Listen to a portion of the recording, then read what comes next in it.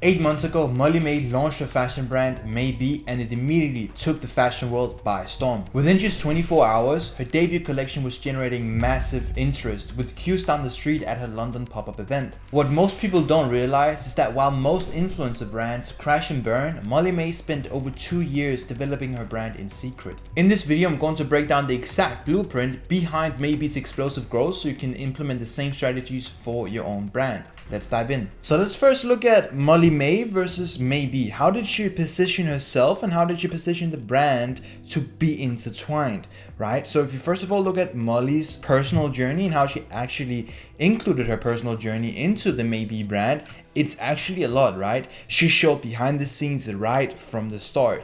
Initially, the first video, which I'll show in a bit, actually showed the behind the scenes of creating the brand, her walking around the studio, etc., right? So she created this very integrated Molly-Mae with Maebe process right from the start, which allowed her to actually build an emotional connection with the customers right from the start, which is really good. Now, she also focused and emphasized being customer and founder at the same time. So not only is she the founder of the brand, but she's also her own customer. So she thought to herself, if I was buying from Maebe, what would I want as the customer? Not only as the founder, but as the customer. And she also did that very well, which once again appeals and resonates to her audience. Now, this 2.5 year journey that she actually spend to get this brand up and running was also documented all the way through, right? So she's talked about this and hinted about it for a long time before she launched it, right? She spent a lot of time and effort creating this brand, and it's not just some, quick cash grab, which I'll also explain in a bit. Now, she also transitioned from PLT to Maebe. So she was actually working as a creative director for Pretty Little Thing, which is also a huge fashion brand, where she transitioned from to her own brand, right? And obviously Maebe is not as fast fashion as Pretty Little Thing. It's still up there, but not as fast fashion. But she had this know-how of how to run and scale a brand because she had already done it with Pretty Little Thing.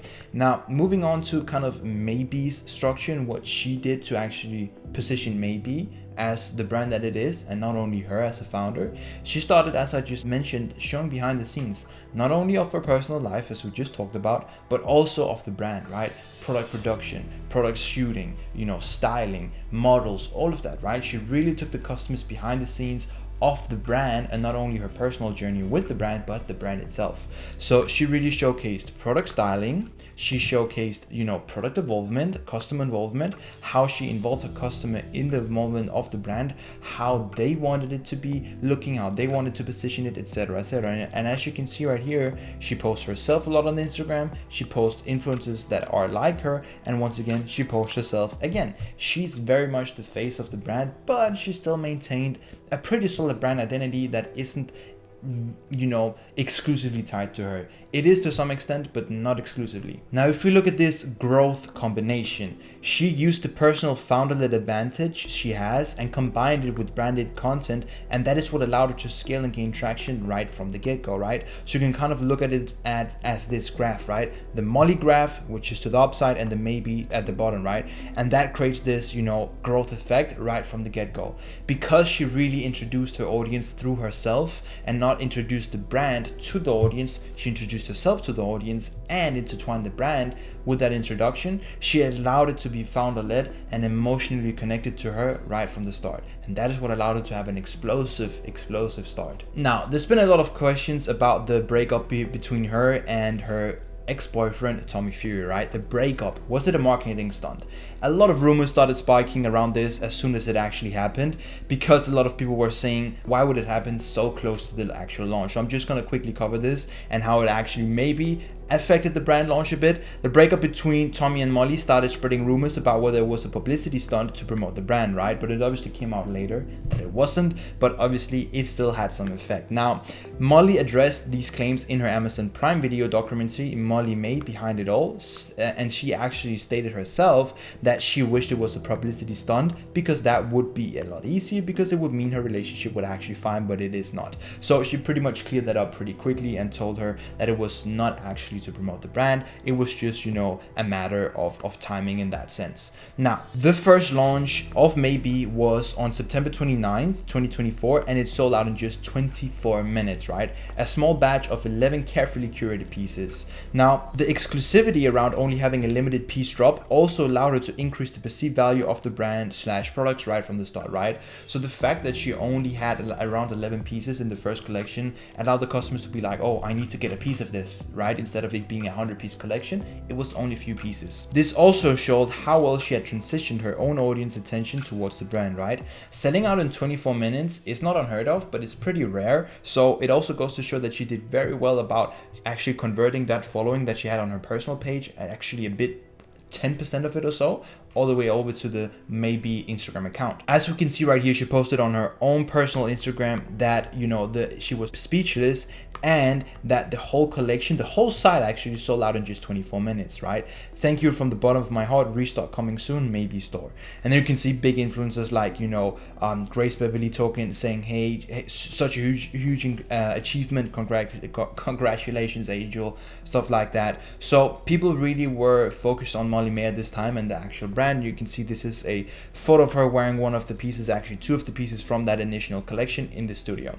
So once again, showing behind the scenes and talking personally about her experience running the brand. She posted this on her personal page instead of the brand page, which once again goes to show how founder-led it actually is. Her authenticity and relatability showcased through her talks about her personal life and motherhood resonated with her audience and contributed to the brand's positive reception. She said herself, "My style has changed, so I no longer want to change my wardrobe weekly." This built the emotional connection to the brand for her audience at the initial launch. So she really once again tied the emotional connection through even her motherhood, not just Molly-Mae as her person, but her motherhood, right? How that had changed her as a person.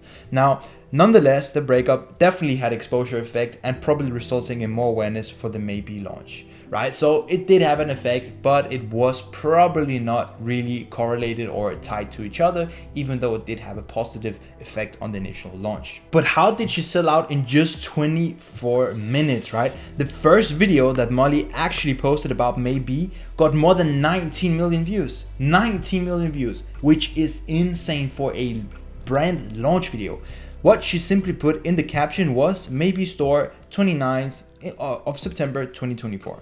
In the caption, creating a sense of hype behind the launch. So she just created a timer, a actual countdown timer on when she was going to launch, right? She created this mental thought about, okay, Molly is launching this brand soon. And once again, people were really thinking about her, and Molly was really up in the charts right then, right? Because of the breakup, because all of those things, right? So they started, okay, thinking, Molly-Mae is launching a brand at this day, right? I need to be ready. Now, I can't actually play the video right here because then it will stop my recording. But nonetheless, it is a video of her walking into a chair, getting her makeup ready, not actually showcasing anything about Molly-Mae or Molly-Mae's brand, Maebe, not showcasing products, not showcasing styling, not really anything, just her sitting down in a chair, getting ready to talk.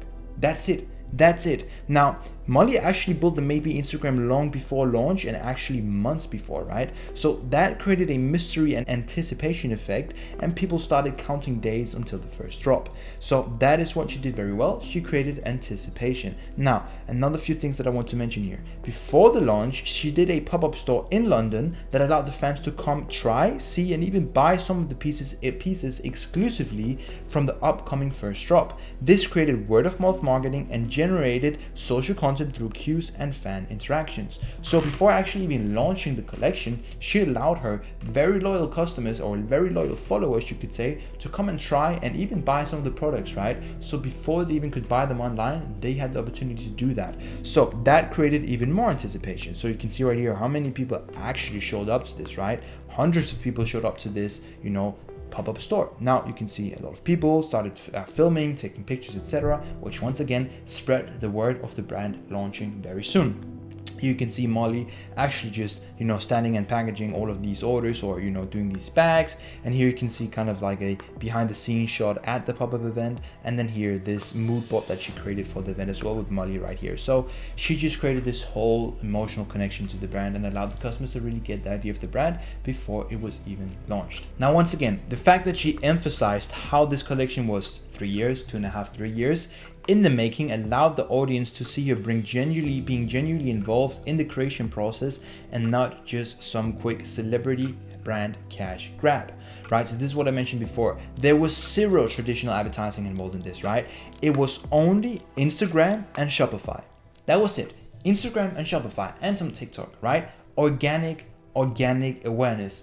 Nothing with TikTok ads, nothing with Facebook ads before launch, nothing with word dropping soon, etc., etc. No, word of mouth, and Molly actually taking the steps necessary to promote her brand. And that isn't easy, right? It is not easy to get this big organic and word of mouth marketing word out there.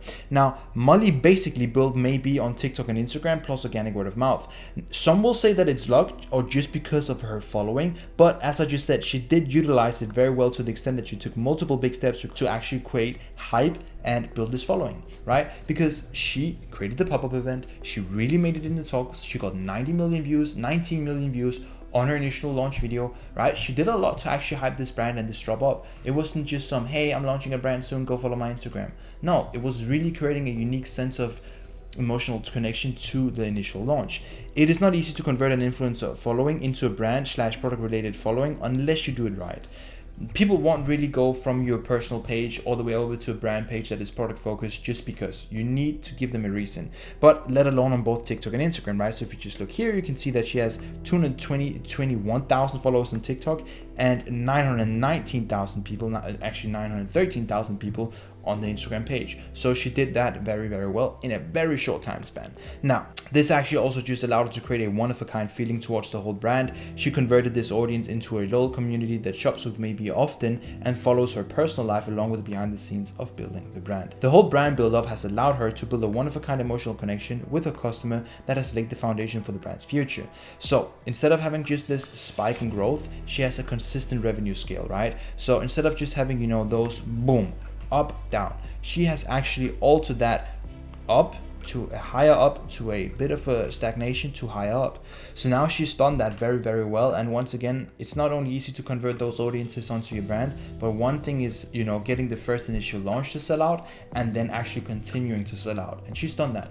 So it's very good to see. It's only been around for 8 months, I know, but still, it's done well. She's done it well, and she's still growing the Maebe brand. Instead of just having that, quick cash grab, she's actually seeing sustainable growth. Maebe was really inspired and born out of Molly's love for her audience. She emphasizes that a lot. This was also the reason why she made the products affordable but still maintained the exclusivity of the brand by doing what we've just gone through. Now, this just created a one big of a positive feedback loop.